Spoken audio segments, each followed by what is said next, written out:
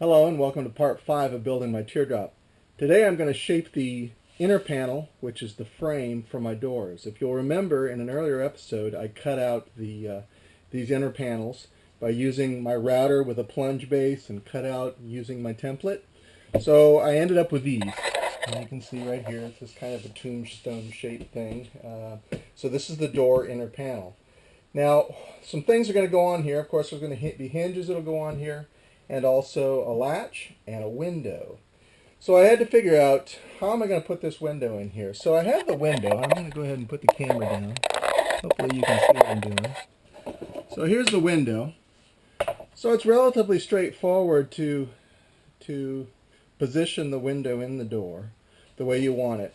And when you get it where you want it, then you can put some lines like this and down here, and this will allow you to line up this window the way you want it. Now the next thing that comes out, you come to is, okay, so how do I cut the opening in here so it will fit this window? Now this window has it has an inner ring. This is basically a trim ring that goes on the inside. My first thought was, well, the inside of this trim ring is about the same diameter as the hole, or about the same dimension of the hole that I need. So what I would do is put the trim ring down and then trace around the outside of the trim ring and then cut that out with a jigsaw. So luckily I didn't do that on a live door panel, but what I did it on was my template.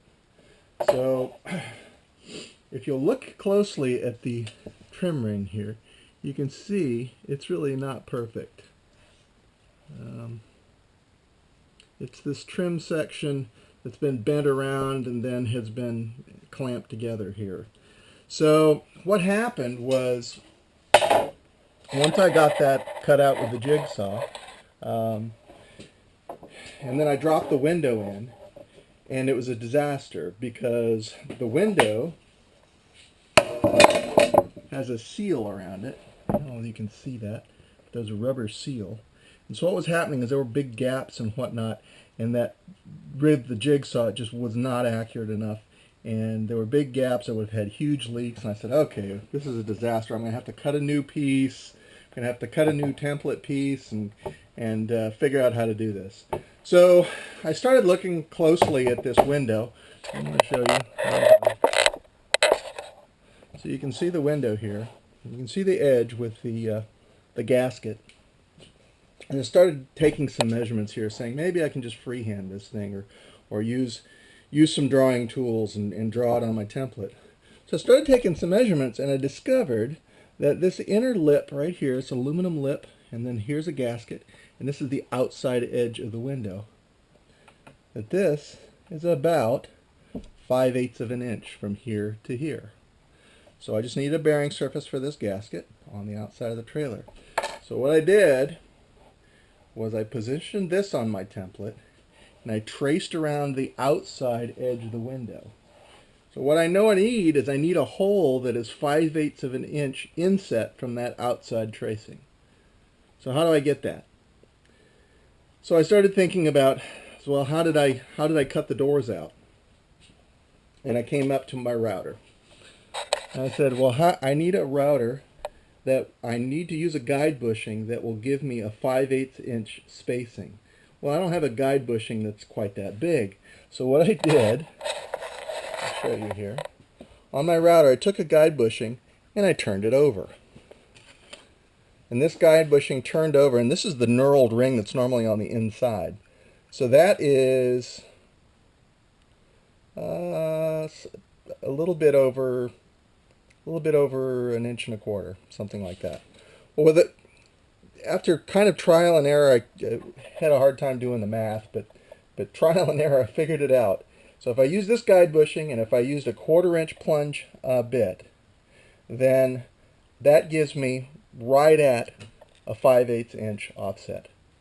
So what I did is I took my template, that's what I get, took that tracing, very carefully with my jigsaw, cut around that edge, and then put it on top of the door. And you see that this is the same size as the window, so the window actually comes right in and out of there.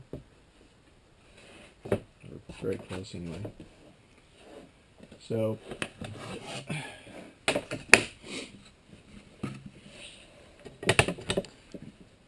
I would then position my template on top of my door, use my router with my guide bushing and a 1/4 inch upcut bit, and cut it out, and it was pretty close to perfect. I had to make a couple of adjustments. I had to move 1/8 of an inch this way and a 1/8 of an inch this way, but other than that, the window pretty much dropped right in, and it would make a tight seal. Now that internal trim ring, I'm still going to have to cut out some extra in order to get that trim ring in, because it's bigger than what the window is. So, but I'll handle that once I get the interior skin on. I'll figure out what I need to do. But I should be able to do it by using my template again and using a different guide bushing and a smaller guide bushing, and that should make my hole bigger as you move the bit out towards the edge. You move the bit out towards the edge here. So hopefully that makes sense. I'm probably not going to show you an awful lot of cutting today because it's pretty much the same kind of stuff that you've seen before, but let me show you. I've already done one of the doors. Let me show you what that looks like finished. Or it's not finished, but close.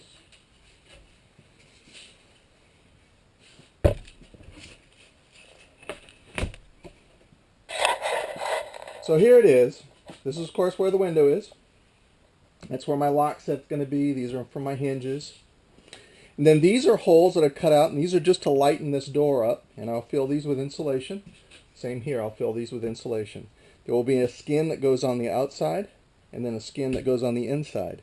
The skin that goes on the outside, I've already got those rough cut as well. I will glue those up and then route around them to make sure that they're the same dimension as this. And then when that's in, I'll drill a hole.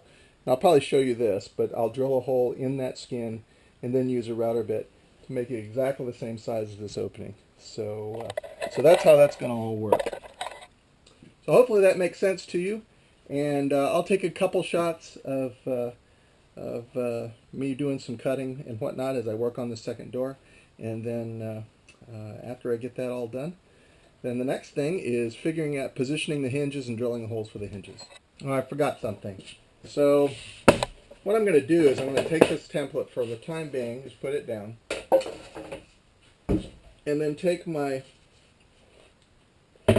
one that I've completed, get that all lined up, and I'm going to trace these holes just so I don't have to figure them out again. So I'll trace these holes and then cut all this stuff out pretty much at the same time.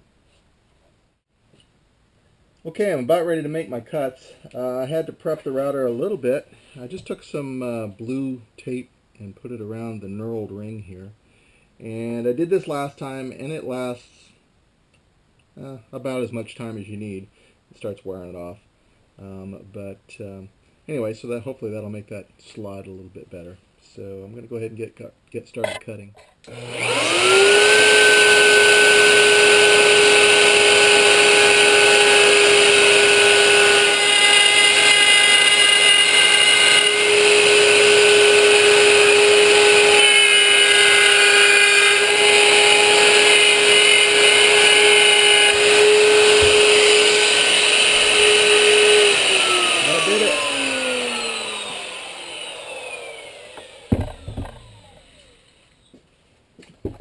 Okay, inside's cut out. Take the template off.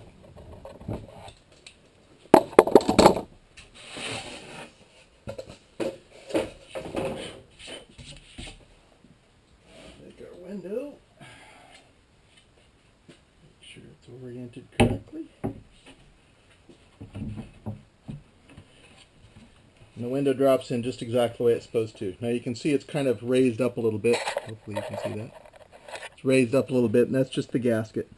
And so when I actually install the window, put the inner trim ring on, it'll pull that all down and hopefully seal up against the outside of the teardrop. So what I'm going to do next is I'm going to cut these holes out for the lightning. And then I will be done working with this side of the door as far as this part. Then the next thing I will do is I will glue the panels together.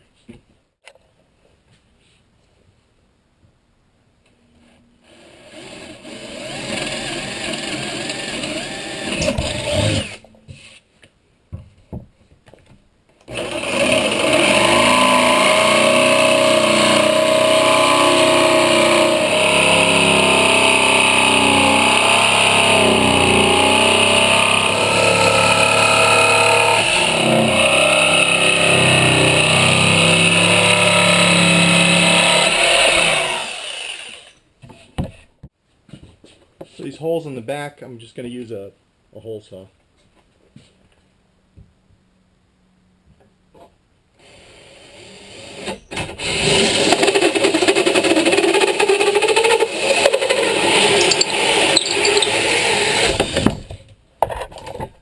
Just like that. A couple more times. So there's the finished door. Well, not finished, but prepared door. And I could probably cut some more holes in it, but I'm a little bit hesitant to do that. Hinges will go right here, and the door latch will go right here. I'm also going to have a locking bolt, and I don't know where that's going to be, so I don't want to cut too many holes. So I think this is plenty. And so then what I'll do is I'll just shape some insulation for these, and then I'll get ready to glue them up. Okay, I got my door frames all cut out. I'll show them to you. And I also have the insulation cut out for them right here. So now what I'm going to do is they're laying here on top of the outer skin of the doors, and I'm going to go ahead and put some glue on here and glue them up.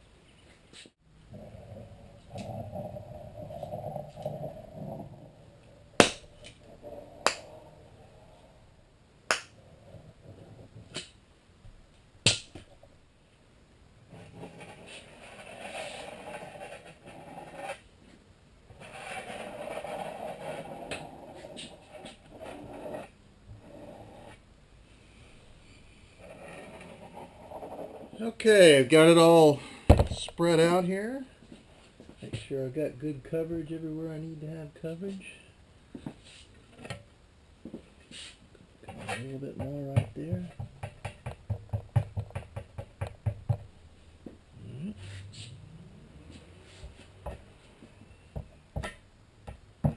Okay.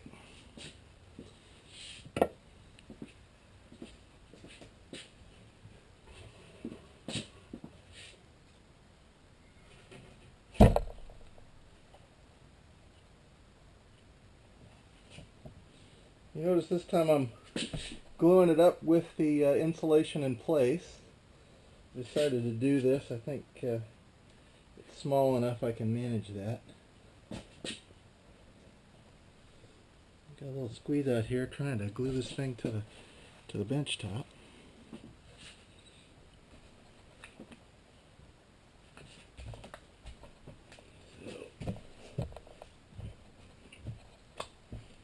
Okay. So for this one, I'm going to use just some conventional clamps. And I'll also use some sandbags.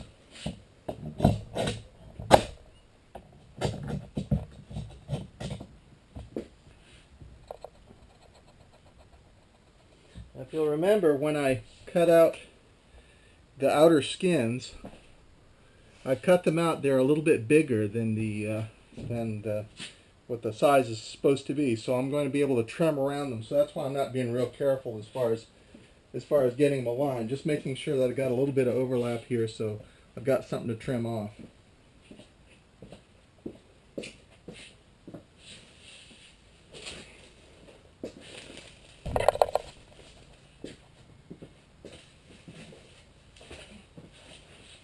And some rabbit clamps.